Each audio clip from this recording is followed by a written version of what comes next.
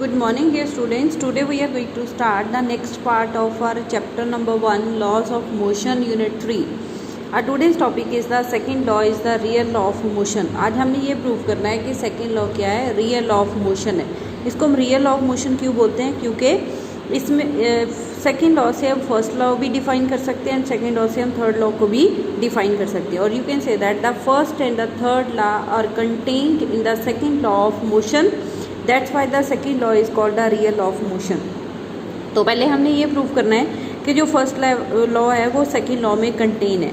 तो यहाँ से हम स्टार्ट करेंगे from the second law. Force is equal to mass into acceleration. अगर हम बोलें कि इसके ऊपर एक्सटर्नल फोर्स कितना एक्ट हो रहा है, जीरो हो रहा है, F is equal to zero, it means mass into acceleration will be zero.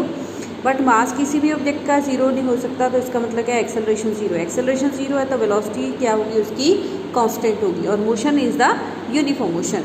Means if the object is moving with the constant velocity or in the uniform motion, the required force is zero. Means जब तक वो uniform motion में move हो रही है तो उसके ऊपर हमें कोई भी एक्सटर्नल फोर्स अप्लाई करने की ज़रूरत नहीं है. तो this is the first definition of the first law of motion. Next हमने प्रूव करना है कि जो थर्ड लॉ है that is contained in the second law of motion. तो इसके लिए हमने कंसीडर किया कि हमारे पास सिस्टम है टू बॉडीज़ का. We have the system of two bodies A and B. A and B two bodies हैं. Let us suppose F1 is the force acting on the B for time delta t and B ने exert force किया F2 on the body A for the same time delta t. तो linear momentum क्या होगी, change in linear momentum will be equal to force into time. So change in linear moment of B कितनी आएगी आपके पास, F1 into delta T. By applying the Newton second law of motion force क्या होता है आपके पास, that is equal to delta P by delta T. तो momentum में चेंज कितना आएगा, force into time. Similarly linear momentum ए की भी चेंज होगी. अगर उसके ऊपर फोर्स कितना लग रहा है, F2 लग रहा है, तो change in linear momentum of A will be equal to F2 into delta T. तो नेट चेंज दोनों में कितनी आ गई, पूरे सिस्टम की लीनियर मोमेंटम कितनी चेंज होगी, F1 delta T plus F2 delta T vector. अगर हम बोल रहे हैं कि इसके ऊपर एक्सटर्नल फोर्स जीरो है तो जो नेट चेंज इन मोमेंटम होगी that should be equal to zero. F1 delta T plus F2 delta T that is zero. It implies F1 delta T is equal to minus F2 delta T. Delta T goes with delta T. तो यहाँ से आगे आपके पास F1 vector is equal to minus of F2 vector. It means the force acting on the A and B are equal and opposite, or you can say that for every action there is equal and opposite reaction. तो ये किसकी definition है, ये Newton's third law की definition है. हमने कहाँ से प्रूव की है, न्यूटन सेकेंड लॉ से. और you can say that the Newton's third law is contained in the Newton's second law of motion.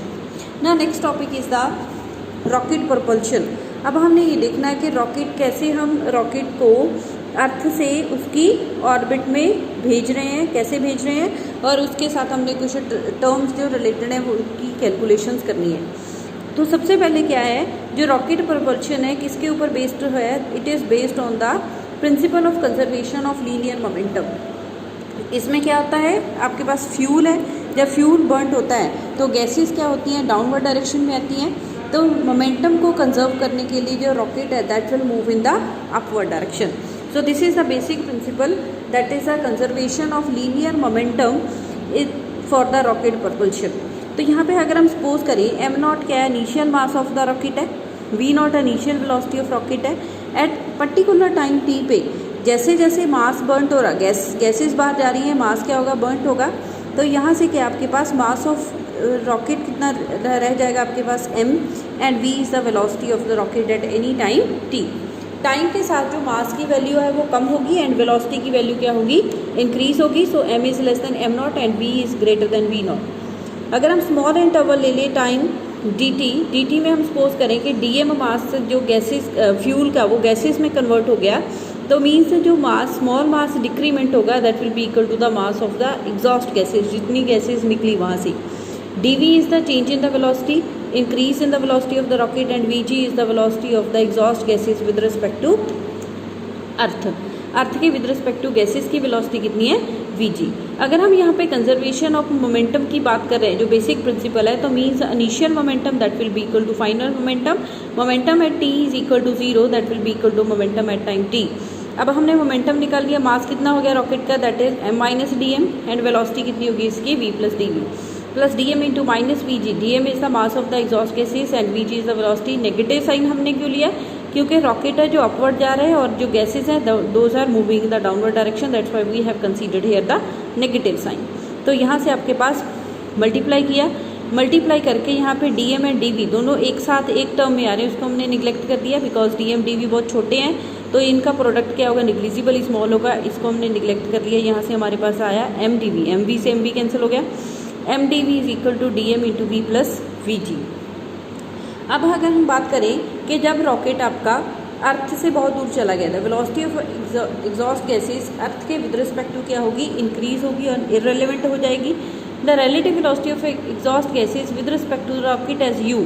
अगर हम मान लें कि रॉकेट के विद रिस्पेक्ट टू उसकी वेलोसिटी यू है, तो in that case v plus v g that will be equal to minus you.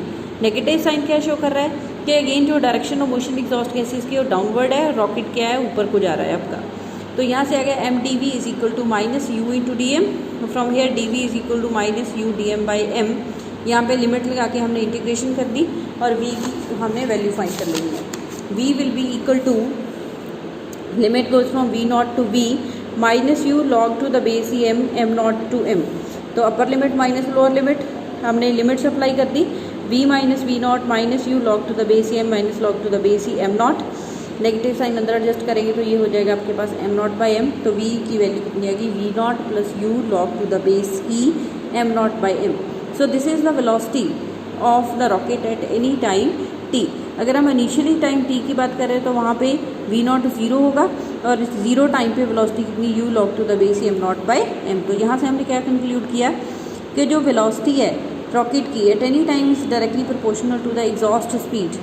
u के क्या है, डायरेक्टली प्रोपोर्शनल है, natural log of the ratio of the initial mass of the rocket to the mass at that instant. अगर हम यहाँ log ई को natural log 10 में convert करना चाहते हैं तो v की वैल्यू आएगी आपके पास 2.303 log u 2.303 u log to the base 10 m not by m। Burnt out speed क्या होती है, जब आपकी पूरा फ्यूल खत्म हो गया, रॉकेट में से सारा फ्यूल गैसेस में कन्वर्ट हो गया, जो स्पीड तब होगी रॉकेट की उसको हम बोलते हैं burnt out speed.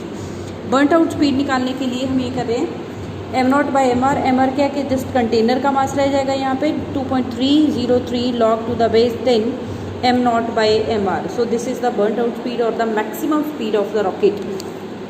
Thirst on the rocket, thrust क्या होता है, जो रॉकेट के ऊपर अपवर्ड फोर्स लग रहा है, फोर्स क्या होता है, mass into D V by D T, और acceleration that is equal to minus U D M by D T. ये हमने कहाँ से निकाला है, फ्रॉम हियर, और you can say that we have used this equation.